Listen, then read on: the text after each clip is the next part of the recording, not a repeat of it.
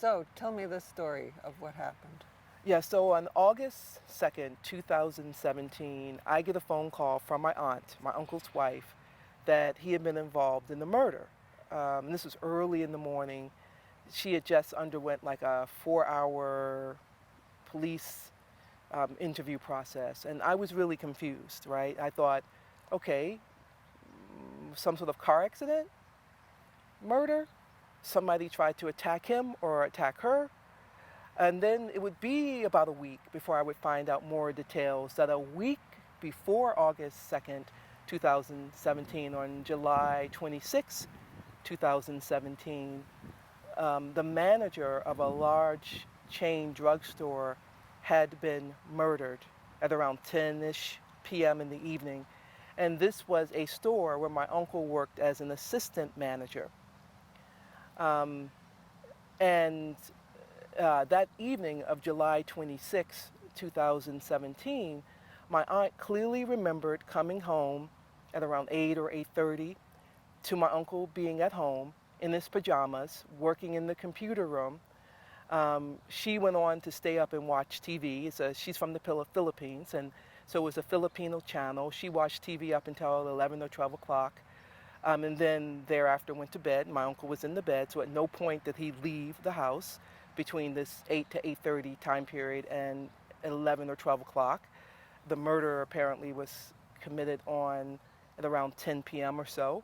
So now I'm really confused because what they have is my uncle's cell phone pinging on the cell phone towers in tandem with the cell phone of the decedent. So apparently whoever murdered the decedent stole his wallet and stole his cell phone. But when I found out later on that my uncle had loaned his car out to two young men that he had met, it made sense. Okay, well, if my uncle wasn't in the car, the cell phone was. I'm still really confused. And then as I learned more about these two young men, so at this large chain drugstore, my uncle had not been promoted to have his own store. Actually, at one point, he was told that he was going to have his own store, but then it was that particular store was given to a younger man, at which point my uncle initiated an age discrimination suit against this large chain drugstore. Hence, when somebody said, would anybody have a grudge against, I think that was the way the police put it, it was said, well, Bernard has a lawsuit against this store. So given his lawsuit, he was in the library frequently, even though he had an attorney, also doing his own research. And at this time, he met these two African-American men, became acquainted with them, found out that sometimes they needed a car, had loaned his car to them on 3 other occasions. They would inquire with him about why he was there. He said he had a lawsuit against this large drugstore chain for age discrimination, and they felt that was quite unfair, and they were at one point called him Pops and things like this. And so now I'm like, okay, this is my uncle. It's what he does. He definitely, I can't say he knew these men well, but he would look out for, he would mentor. It would be easy. He would be very respectful for, even though he's older, very respectful of younger black men. So, Pops. But other than this meeting at the library, they didn't have any other interactions. And there were at least 3 times that, or before this particular evening, I think that they needed a car, so he had loaned them his car. Also, when he would go into the library, he would leave his cell phone in his car. I have to say that when I would call my uncle on his cell phone, he was often separated from his cell phone. And I think that people don't get how older people use their cell phones. And even though I'm an older-ish person, and even if I forget my cell phone at home, are you checking to see if your cell phone is even on? Yeah. See, there you go. People forget how older people aren't so attached to cell phones. So when he would go into the library, he would put his cell phone in the glove compartment. He wouldn't instead of turning it off in the library, because he would often forget to turn it back on, and I can attest to this. So when I would call him on the cell phone, so oftentimes I would get up and just call him on the landline. So on this particular evening, he had loaned his car on the evening of July 26th to these two young men. So when it came back that my uncle's cell phone was pinging with the cell phone of the decedent, of the manager of this drugstore chain, I was confused until I found out he had loaned his car. Now, he doesn't know what these two young men did. We don't know what happened. The night of the murder, however, the eyewitness who witnessed the murder, who was on his cell phone across the street, who heard a firecracker, I learned this at the trial, and then looked and saw someone holding their hands up, and then saw that it wasn't a firecracker, saw that someone was being shot, identified the shooter as a white guy. Also identified the shooter as a youngish white guy. Identified the shooter as going over and kneeling down and moving the body. My uncle is my complexion, and the eyewitness was a young black man. It's no way that they would you confuse me for a white woman? Okay. And then, given that my uncle had recently had hip replacement surgery, he'd also recently had a stent placed in his heart surgery. He not only is he not a white person or a light-skinned person, to have the ability to kneel down and move a dead body, he didn't have that physical ability either. And those were the types of things that were kind of totally looked over by this very aggressive prosecutor. But it then made sense to me, okay, that would be my uncle. He would definitely loan his car to people trying to help them out, you know.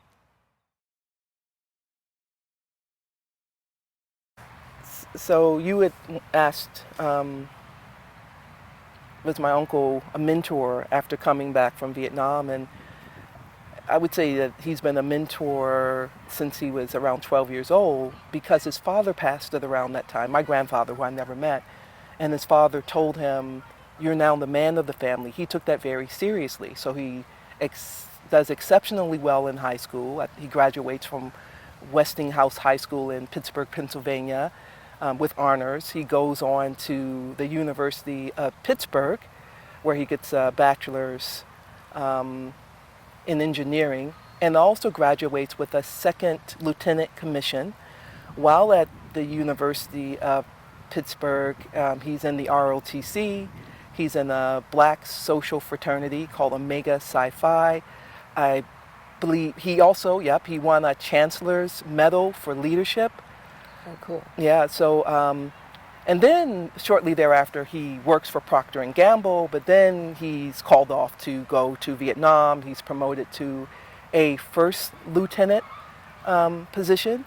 So even before he becomes an officer, even before he's looking out for his men in Vietnam, he's a mentor. He comes back from Vietnam and he rejoins Procter & Gamble, at which point he's now in LA and taking some graduate courses from UCLA. He's the leader of the graduate chapter of Omega Psi Phi.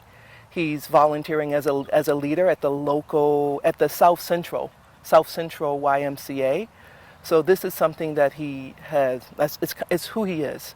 So then it made sense that it's who he is to meet younger men and show them great respect, which then they would reciprocate. So then I understood, okay, so my uncle wasn't there, but now we understand how his car was there. And of course, like his cell phone, he would often leave his cell phone in the glove compartment.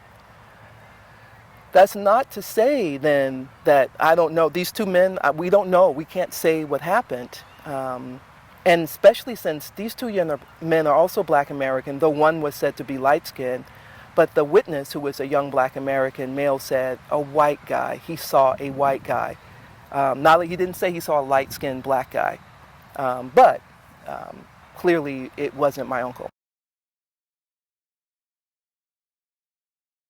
And nobody ever followed up on finding these guys? No, one of the things that my uncle's lawyer said at the trial, and this was in the newspaper, kind of quoted, my uncle's lawyer said they had their man, so they didn't look for anything else. Wow. There was DNA evidence in the decedent's pocket from my uncle, but it was consistent with transfer DNA because they shared the same office and at the drugstore chain. They picked up the same stapler, they used the same keys, but there was also 2 other DNA samples, not the decedent's, not my uncle's, that they didn't follow up. They had their man.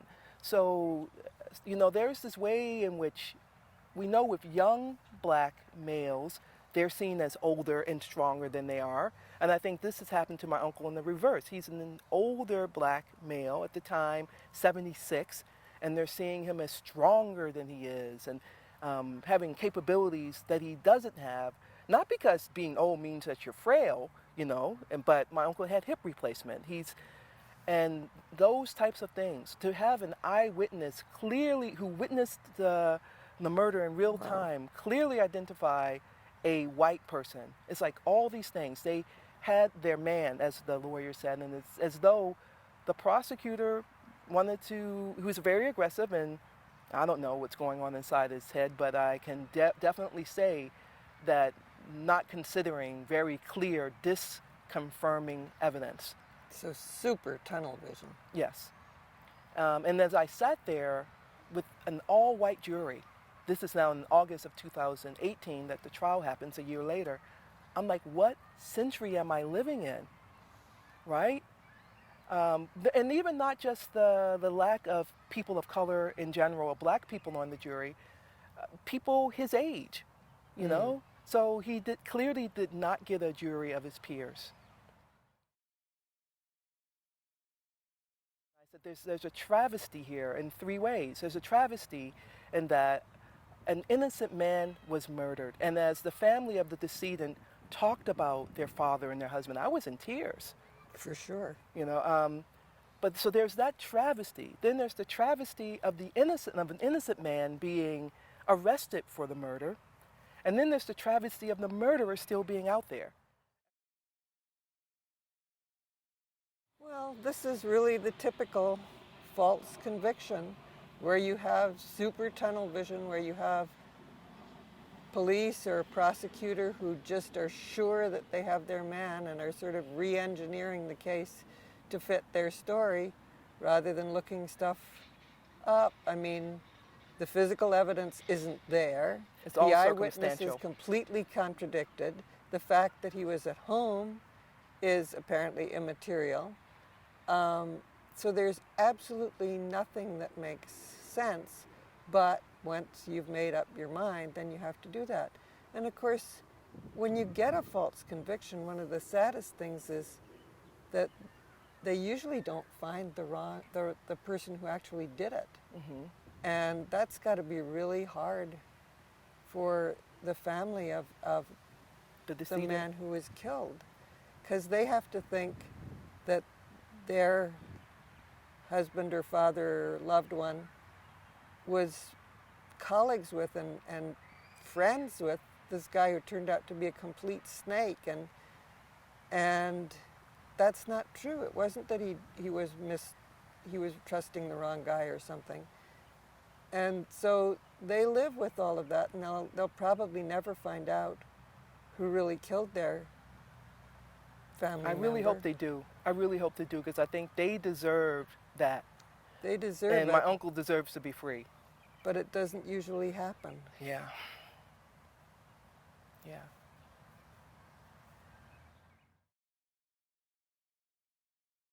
So, moving forward, you know, my uncle is appealing the decision. He's currently incarcerated. He's appealing the decision, and I'm hoping that he wins the appeal. I'm also hoping, you know, against hope. Maybe I've watched Shawshank Redemption once too many times. when you have the person that shows up in the prison that says, oh no, I know who committed the murder. I'm hoping against hope that somebody will identify the murderer. In addition to, of course, I'm hoping for my uncle's release from prison, since I strongly believe, and all of the family members believe, and anyone actually who knows my uncle well believes that he's innocent. Well, it's In not just addition to- believing, you know that he's innocent. Right. But yeah, but in consistent with the evidence, the circumstantial evidence is what they used, but consistent with some of the more clear indicators. So yeah, I'm hoping for his release. I'm hoping for a positive appeal. I'm hoping that this time the trial gets moved to a better venue where there would be more diversity on the trial. I'm hoping that he gets a judge who is impartial, as judges are meant to be. But throughout this process, you could see how the judge sided with the prosecutor. And anytime the defense attorney, my uncle's attorney, opened up his mouth, the judge had a different tone. It was really noticeable. So I'm hoping that my uncle gets an impartial judge and a more diverse jury. Even if he gets a retrial. Yes. Working for an appeal, working for somebody to actually investigate who that other DNA is from. Mm-hmm. Whose DNA is in the car. Mm-hmm. Although that's going to be hard to prove now. Mm-hmm. Find out who these guys were. I mean, somebody must know who these guys are. Mm-hmm. And find out what they were doing with the car that night. Mm-hmm. I mean, there's lots of stuff to be found out. Mm-hmm. You just need to get somebody to find it out. You just have to pursue that which evidence indicates. Yes. So instead of overlooking the evidence that contradicts the story that you want to tell about a fictitious character.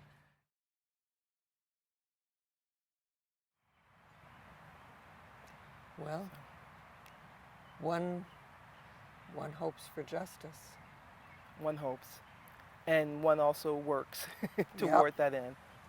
And it's something that my uncle's doing even as he sits incarcerated for a crime he didn't commit. He's fighting, and then that way he's stronger than I am. I think he knows he's innocent, right? And he's going to pursue that with every ounce. So one hopes and one works for justice. Yep.